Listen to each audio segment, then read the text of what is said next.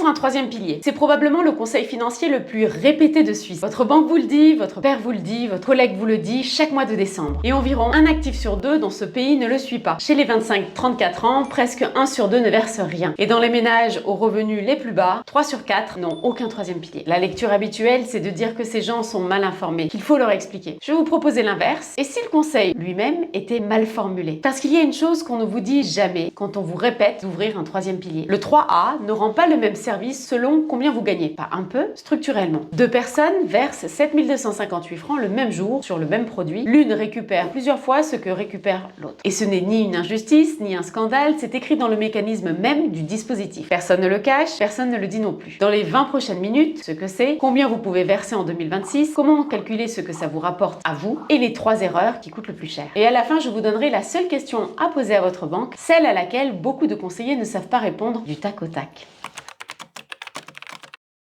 1. Ce que c'est. Le troisième pilier, c'est le troisième étage du système suisse. Le premier, l'AVS, couvre le minimum vital. Le deuxième, la caisse de pension, complète. Et à eux deux, ils ne remplacent en général qu'une partie de votre dernier salaire. Le troisième étage, c'est celui que vous construisez vous-même volontairement. Ce troisième étage a 2 portes. Le 3A, la prévoyance liée. Vous déduisez vos versements de vos impôts, mais votre argent est bloqué jusqu'à la retraite, sauf quelques exceptions qu'on verra. Et le 3B, la prévoyance libre. Vous faites ce que vous voulez, quand vous voulez, mais en général sans avantage fiscal annuel. Dans cette vidéo, on parle du 3A, c'est celui dont tout le monde parle et c'est celui qui pèse environ 140 milliards, soit à peu près 18% du produit intérieur brut. 2 tiers gérés par des banques, 1 tiers par des assurances. Retenez ce rapport. On y reviendra dans quelques minutes parce que c'est exactement là que se joue la plus chère des 3 erreurs de cette vidéo.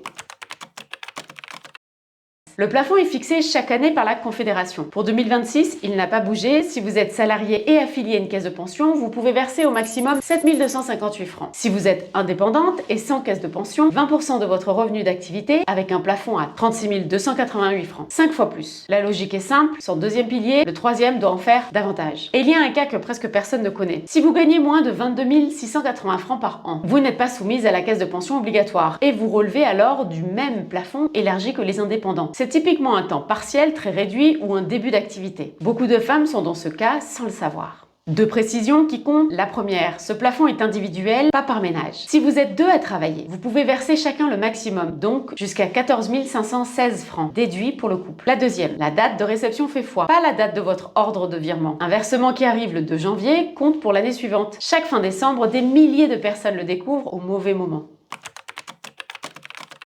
Maintenant, la vraie question concrète. Qu'est-ce que ça vous rapporte? Quand vous versez dans un 3A, vous ne recevez pas un cadeau. Vous retirez ce montant de votre revenu imposable. Donc, de ce que vous économisez, ce n'est pas 7 258 francs, c'est l'impôt que vous auriez payé sur cette tranche-là de votre revenu. Et là, il y a un mot que je veux que vous reteniez, parce que c'est le seul mot technique de cette vidéo et il explique tout le reste. Le taux marginal. Votre taux marginal, c'est le pourcentage d'impôt que vous payez sur le dernier franc que vous gagnez, pas votre taux moyen, le dernier franc. Et comme le 3A retire justement les derniers francs de votre revenu, c'est ce taux-là et uniquement celui-là qui décide de ce que vous récupérez. Et voilà pourquoi le même geste ne produit pas le même résultat.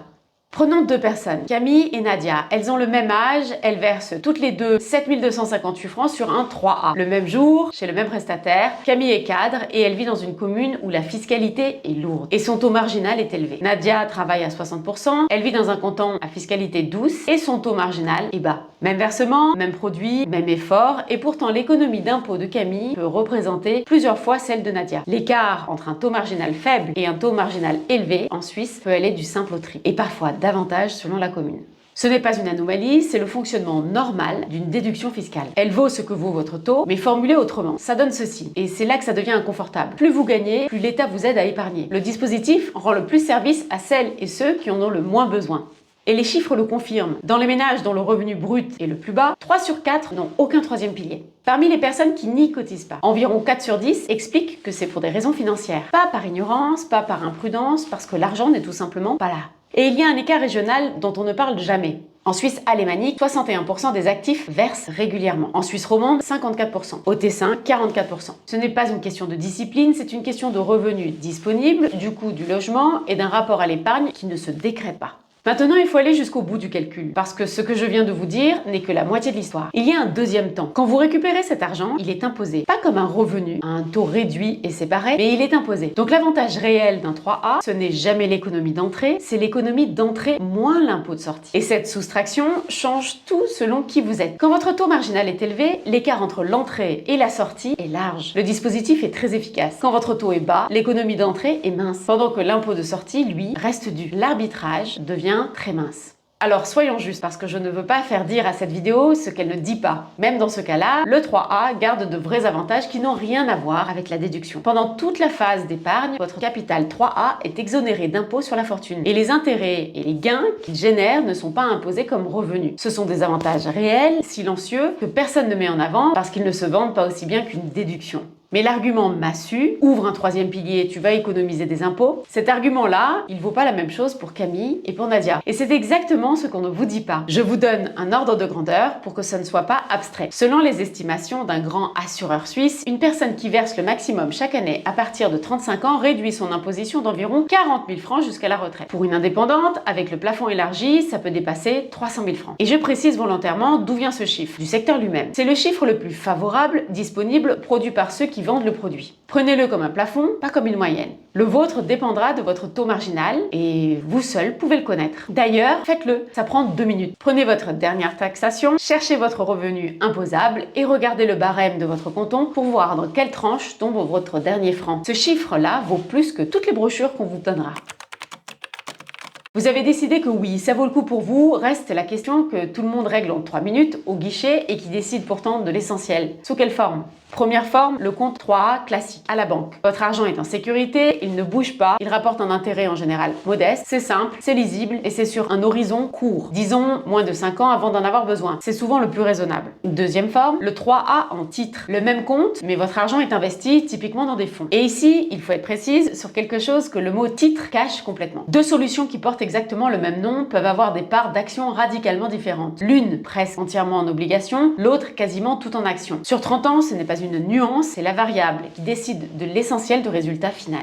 Donc la question à poser n'est pas est-ce que c'est en titre, c'est quelle part d'action et est-ce que cette part correspond au nombre d'années qui me sépare du moment où j'en aurai besoin. 25 ans devant soi et un portefeuille prudent, c'est une prudence qui coûte cher. Mais l'inverse est vrai aussi, et on l'oublie systématiquement. À l'approche du retrait, cette part d'action doit redescendre. Un 3A ne se retire pas un jour, il se retire à une date. Et si cette date tombe 3 mois après une chute des marchés, vous encaissez la baisse, définitivement. Une part d'action élevée à 3 ans du retrait, ce n'est pas de l'audace, c'est une erreur de construction. Si ce point vous parle, c'est exactement le sujet de ma vidéo sur le profil de risque. 40 000 francs d'écart en 20 ans, uniquement à cause de ça. Deuxième variable, les frais. Sur un horizon aussi long, la différence entre deux solutions par ailleurs équivalentes se compte en dizaines de milliers de francs. C'est la seule chose que vous contrôlez complètement et c'est celle que presque personne ne regarde. J'ai fait une vidéo entière dessus, 47 000 francs qui se joue sur un seul détail. Le lien est ici et c'est exactement le même mécanisme dans un 3A. Troisième forme, le 3A en assurance. Et on y est au tiers dont je vous parlais au début. Ce n'est pas un mauvais produit en soi. Il combine épargne et couverture en cas de décès ou d'invalidité, ce qui a du sens dans certaines situations, typiquement des enfants et un seul revenu. Mais c'est un engagement long, avec des primes fixes à tenir pendant des années. Et si vous devez interrompre, la valeur de rachat des premières années est souvent nettement inférieure à ce que vous avez versé. Ce que je dis là n'est pas « n'en prenez pas », c'est « sachez ce que vous signez ». Et un 3A bancaire, vous pouvez cesser de l'alimenter une année difficile sans aucune conséquence. Un 3A assurance, non. Et je vais être directe sur un point que beaucoup de professionnels vous diront en privé. Quand on a besoin d'une couverture décès ou invalidité, il est souvent moins cher de l'acheter séparément et d'épargner de son côté. Mélanger les deux dans un seul contrat, c'est pratique, c'est rassurant et c'est rarement le moins cher. Ce n'est pas un jugement sur le produit, c'est une invitation à comparer les deux options avant de signer, ce que presque personne ne fait, parce qu'on ne sait pas que l'alternative existe.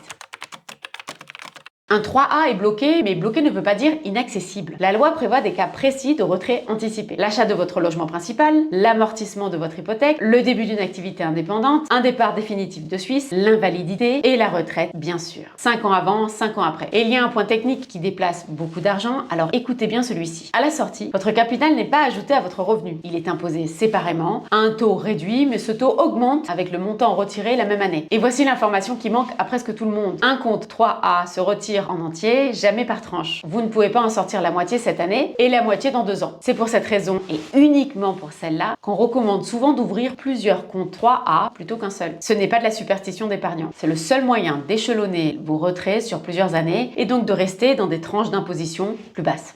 3 ou 4 comptes ouverts à 30 ans coûtent 0 francs de plus. Un seul compte 300 000 à 65 ans coûte, lui, une somme parfaitement évitable. Et un détail que beaucoup découvrent trop tard. Plusieurs cantons additionnent les retraits d'une même année et certains prennent aussi en compte ceux du conjoint. Donc si vous êtes à 2 à retirer, coordonnez les années. Ça se planifie 5 ans à l'avance, pas 3 mois avant.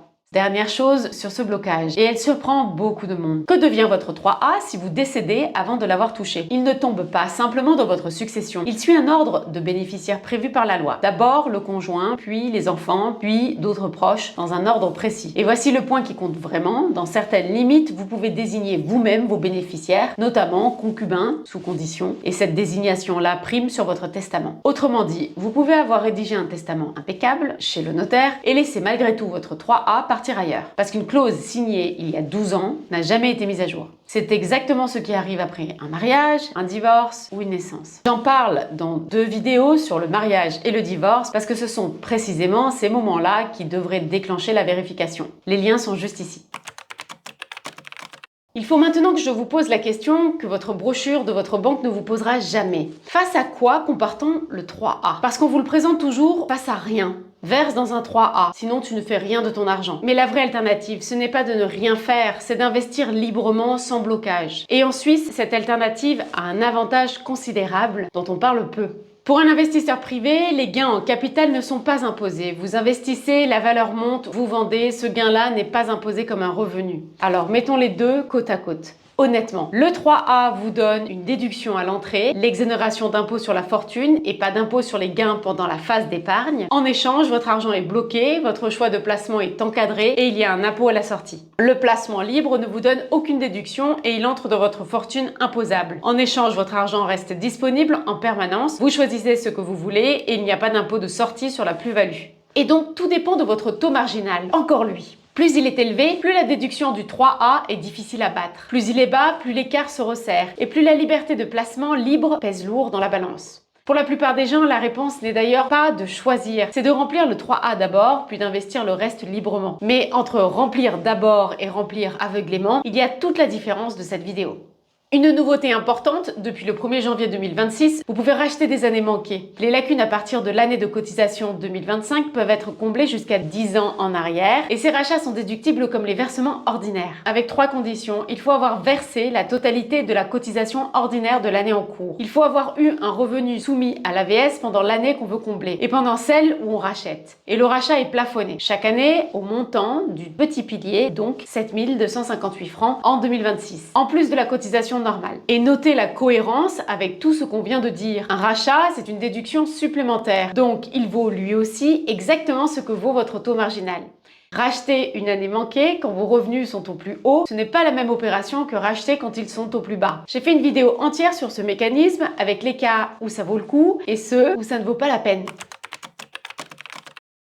Erreur numéro 1. Accumuler 30 ans d'épargne sur un seul compte 3A. Comme un compte se retire en entier, tout sort la même année et le taux d'imposition de sortie grimpe. Plusieurs comptes ouverts taux coûtent 0 et permettent d'échelonner. Erreur 2. Verser systématiquement le 28 décembre quand on a un 3A investi. La déduction fiscale est identique, mais vous perdez 11 mois de marché chaque année. Sur une carrière entière, cette habitude-là coûte cher pour rien. Si votre 3A est un simple compte d'épargne, en revanche, l'enjeu est marginal. C'est une des rares fois où décembre est acceptable.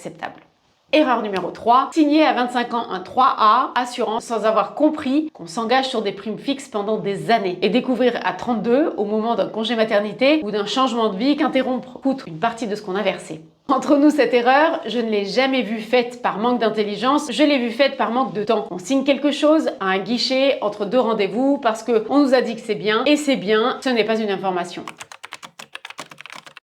Un dernier point, et c'est peut-être le plus important de toute la vidéo. Avant de maximiser un 3e pilier, 2 choses passent devant. La première, rembourser une dette qui vous coûte plus cher que ce que le 3A vous rapportera. Un crédit à la consommation à double chiffre bat n'importe quelle déduction fiscale, dans n'importe quel canton. La deuxième, avoir de l'argent disponible pour les imprévus. Bloquer 30 ans, un argent dont vous aurez besoin dans 6 mois, ce n'est pas de la prévoyance, c'est une erreur d'ordre. les dettes chères, puis le fonds d'urgence, puis le troisième pilier, dans cet ordre et pas dans un autre. Je vous avais promis une question, la voici, et elle tient en une phrase. La prochaine fois qu'on vous propose un troisième pilier, demandez quelle est la part d'action, quels sont les frais annuels totaux, et est-ce que je peux arrêter de verser une année sans pénalité? 3 éléments, une phrase. Si votre interlocuteur répond aux 3 sans hésiter, vous êtes probablement au bon endroit. Si la conversation devient floue, vous avez votre réponse et vous avez le droit de repartir avec la documentation et de décider chez vous au calme. Si vous retenez 6 choses. 1. En 2026, le plafond est de 7 258 francs, un ou une salariée. 36 288 pour un indépendant ou une indépendante sans caisse de pension. 2. Ce que vous économisez n'est pas ce que vous versez, c'est votre taux marginal moins l'impôt de sortie. 3. 3A en titre peuvent être 2 produits complètement différents. La vraie question, c'est la part d'action et les frais. 4. Un compte se retire en entier. Plusieurs comptes, pas un seul.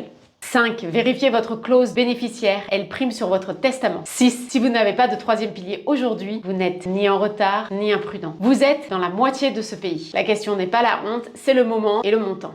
Et vous avez un troisième pilier? Et si oui, est-ce que vous savez là tout de suite sous quelle forme il est? Compte, titre ou assurance? Dites-le en commentaire. Vous allez voir que beaucoup de gens ne savent pas répondre et ça n'a rien d'anormal. C'est même le vrai sujet de cette vidéo. Si elle vous a aidé à y voir plus clair, abonnez-vous. Chaque jeudi, un concept financier expliqué simplement. À très vite.